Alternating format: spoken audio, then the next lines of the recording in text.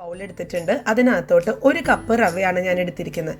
അപ്പോൾ ഞാനിനി എടുക്കാൻ പോകുന്ന അളവെല്ലാം ഈ 1 കപ്പ് വെച്ചിട്ടായിരിക്കും.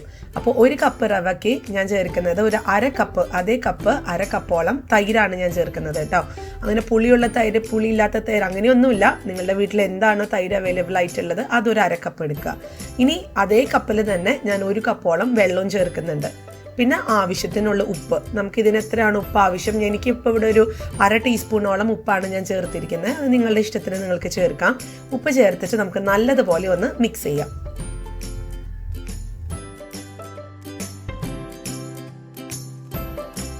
ഇതാ നല്ലതുപോലെ നമുക്കൊന്ന് ഇളക്കി കൊടുക്കണം. ഇളക്കി കൊടുത്തിട്ട് നല്ലതുപോലെ മിക്സായി കഴിഞ്ഞിട്ട്, കാരണം ഇതിനകത്ത് വേറെ കട്ട പിടിച്ച് കിടക്കാനൊന്നും പാടില്ല കേട്ടോ, അതുകൊണ്ടാണ് പറയുന്നത് നല്ലതുപോലെ ഇളക്കി കൊടുക്കണം. എന്നിട്ട് നമുക്കതൊരു 20 മിനിറ്റ് ഒന്ന് മാറ്റി വയ്ക്കാം. ഇത് നമ്മൾ 20 മിനിറ്റ് കഴിഞ്ഞ് നോക്കുമ്പം ഇത് കുറച്ചങ്ങ് വെള്ളമെല്ലാം വലിഞ്ഞിട്ടുണ്ടാവും. നമുക്കറിയാം റവ അങ്ങനെയാണ്, വെള്ളമെല്ലാം കുടിക്കും. അപ്പോൾ അത് കുഴപ്പമില്ല. നമുക്ക് ലാസ്റ്റ് നമ്മൾ മിക്സ് ചെയ്യുമ്പം നമുക്ക് വേണമെന്നുണ്ട് ഇച്ചിരി വെള്ളം ആഡ് ചെയ്യാം. അപ്പോൾ അതാ ഞാനിവിടെ നല്ലതുപോലെ കട്ടിയൊന്നും ഇല്ലാതെ മിക്സ് ചെയ്ത് വെച്ചിട്ടുണ്ട്. ഇനി ഇതൊന്ന് മാറ്റി വയ്ക്കുകയാണ്. ഇനി നമുക്കൊരു മസാലക്കൂട്ട് തയ്യാറാക്കണം. അതിനായിട്ട് ഇതാ ഒരു പാൻ വെച്ചിട്ടുണ്ട്.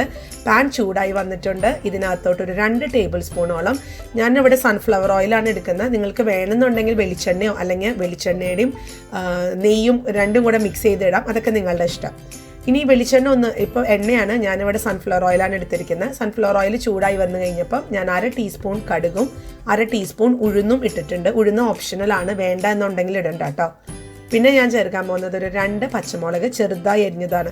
നമ്മൾ ചെറുതായിട്ട് തന്നെ എല്ലാം അരിയാം. അതുപോലെ ഇഞ്ചി ഒരു 1/2 ടേബിൾ സ്പൂണോളം ഇഞ്ചി എടുത്തിട്ടുണ്ട്. അത് ചെറുതായിട്ടാണ് ഞാൻ അരിഞ്ഞിട്ടുള്ളത്. കാരണം ഇതൊരു ഉണ്ണിയപ്പത്തിൻ്റെ ഒരു പരുവത്തിലാണ് വരിക. അപ്പോൾ അത് ഒത്തിരി ഇഞ്ചി ആയി കഴിഞ്ഞാലും കൊള്ളത്തില്ല. അതുകൊണ്ട് ചെറിയ ചെറിയ കഷ്ണങ്ങളാക്കി നമുക്ക് അരിയാം. പിന്നെ അതാ ഇച്ചിരി വേപ്പിലും കൂടെ ഞാൻ ആഡ് ചെയ്തിട്ടുണ്ട്. ഇനി നമുക്ക് നല്ലതുപോലെ ഒന്ന് മിക്സ് ചെയ്യാം.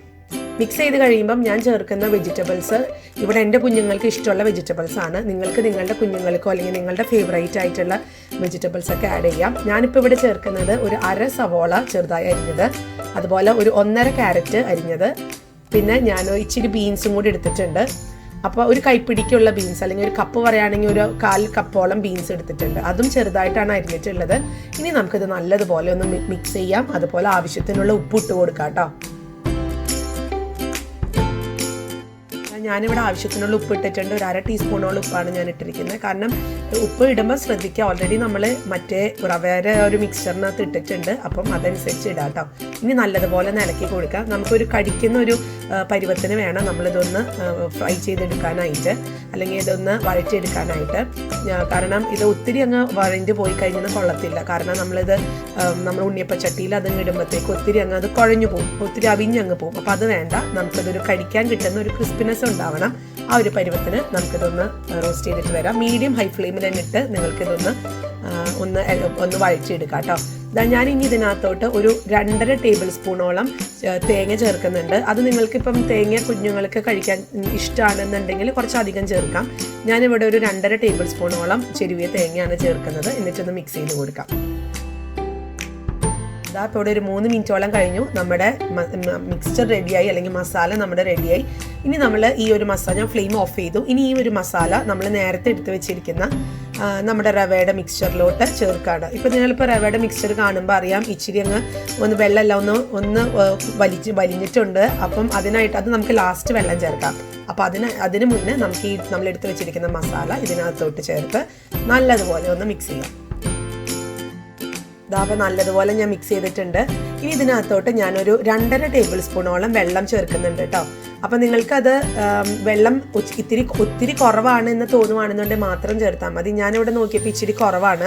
അപ്പോൾ അതുകൊണ്ടാണ് ഞാൻ വെള്ളം ചേർക്കുന്നത്. അപ്പോൾ നമുക്ക് കണ്ടോ, ഈ ഒരു പരുവത്തിന് വേണം നമുക്ക് കിട്ടാൻ. നമുക്ക് കോരി ഒഴിക്കണം. ആ ഒരു ഉണ്ണിപ്പച്ചട്ടിയിൽ നമ്മൾ ഒഴിക്കുമ്പോൾ ഒരു പരുവുണ്ടല്ലോ, അപ്പം അതാണ്, ആ ഒരു പരുവാണ് നമുക്ക് വേണ്ടിയതും. അപ്പോൾ നമ്മുടെ മസാല റെഡിയാണ്, അല്ലെങ്കിൽ നമ്മുടെ കൂട്ട് റെഡിയാണ്. ഇനി ഇതാണ് നമ്മൾ ഉണ്ണിപ്പച്ചട്ടിയിൽ കോരി ഒഴിക്കാൻ പോകുന്നത്. ഇനിയിപ്പോൾ നിങ്ങൾക്ക് ഉണ്ണിപ്പച്ചട്ടി ഇല്ലാന്നുണ്ടെങ്കിൽ നിങ്ങൾക്ക് അതിന് പകരം നമ്മുടെ ഇഡ്ഡലി തട്ടുണ്ടല്ലോ, അതിനകത്താണെങ്കിലും നമുക്ക് ആവി കയറ്റിയെടുക്കാം കേട്ടോ. അപ്പോൾ ഞാൻ ഉണ്ണിപ്പച്ചട്ടി ഒന്ന് ചൂടാക്കാൻ വെച്ചിട്ടുണ്ട്. ഉണ്ണിപ്പച്ചട്ടി ചൂടായി വന്നിട്ടുണ്ട്. ഇനി ഇതിനകത്ത് നമുക്ക് ഇപ്പോൾ കുഞ്ഞുങ്ങൾക്കൊക്കെ ആണെന്നുണ്ടെങ്കിൽ നിങ്ങൾക്ക് നെയ്യൊക്കെ ചെറുതായിട്ട് തൂത്ത് കൊടുക്കാം. ഞാനിപ്പോൾ ഇവിടെ എണ്ണ തന്നെയാണ്, സൺഫ്ലവർ ഓയിൽ തന്നെയാണ് ഇച്ചിരി ഒഴിക്കാൻ പോകുന്നത്. എന്നിട്ട് നമുക്ക് നമ്മുടെ മിക്സ് കോരി ഒഴിക്കാം.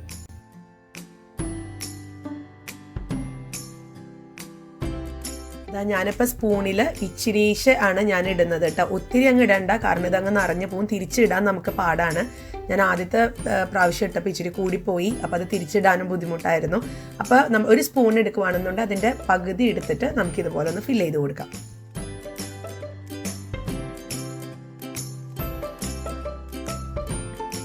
ഇതപ്പോൾ ഇവിടെ 2 മിനിറ്റോളം കഴിഞ്ഞിട്ടുണ്ട്. 2 മിനിറ്റ് കഴിഞ്ഞപ്പോൾ ഞാനിതൊന്ന് തിരിച്ചിട്ട് കൊടുക്കുകയാണേ.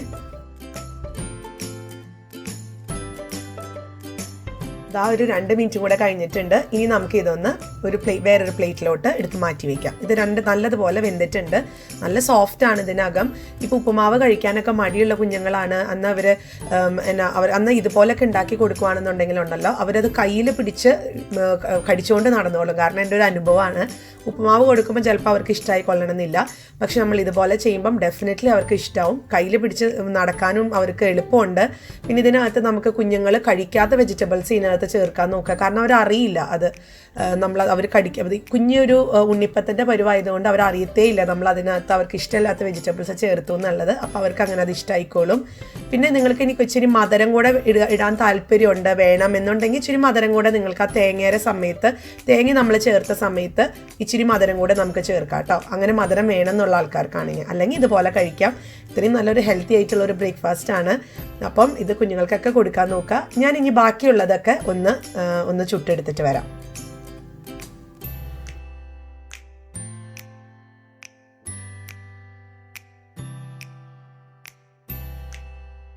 നമ്മുടെ സോഫ്റ്റ് ആയിട്ടുള്ള മിനി ഉപ്മ ഇവിടെ റെഡിയാണ്. അപ്പോൾ ഇനി ഇത് ചട്നിയുടെ കൂടെയാണ് ബെസ്റ്റ് കോമ്പിനേഷൻ കേട്ടോ. ഞാനിതൊന്ന് കാണിച്ചു തരാം ഇതിനകമൊക്കെ എത്രമാത്രം സോഫ്റ്റ് ആണെന്ന്. നമ്മളൊന്ന് തൊടുമ്പോഴത്തേക്കും അത് അലിഞ്ഞു പോകും, അത്രയും സോഫ്റ്റ് ആണ്. നമ്മൾ നോർമലി ഉപ്പുമാവ് ഉണ്ടാക്കുമ്പോൾ ചിലപ്പോൾ ഇതുപോലെ നമുക്ക് പെർഫെക്റ്റ് ആയി കിട്ടണമെന്നില്ല. അപ്പോൾ എല്ലാവരും ഇതൊന്ന് ട്രൈ ചെയ്ത് നോക്കുക. എന്നിട്ട് നിങ്ങൾക്ക് ഇഷ്ടപ്പെടുവാണെന്നുണ്ടെങ്കിൽ കമൻറ്റ് ബോക്സിൽ അറിയിക്കണം. നിങ്ങളുടെ ഫ്രണ്ട്സിൻ്റെ അടുത്ത് ഈ വീഡിയോ ഷെയർ ചെയ്യണം. ഒപ്പം എൻ്റെ ഈ ചാനലും ഒന്ന് സബ്സ്ക്രൈബ് ചെയ്യണം കേട്ടോ. അപ്പോൾ അടുത്തൊരു റെസിപ്പി ആയിട്ട് നമുക്ക് ഉടനെ കാണാം. അൻറ്റിൽ ദെൻ ബൈ.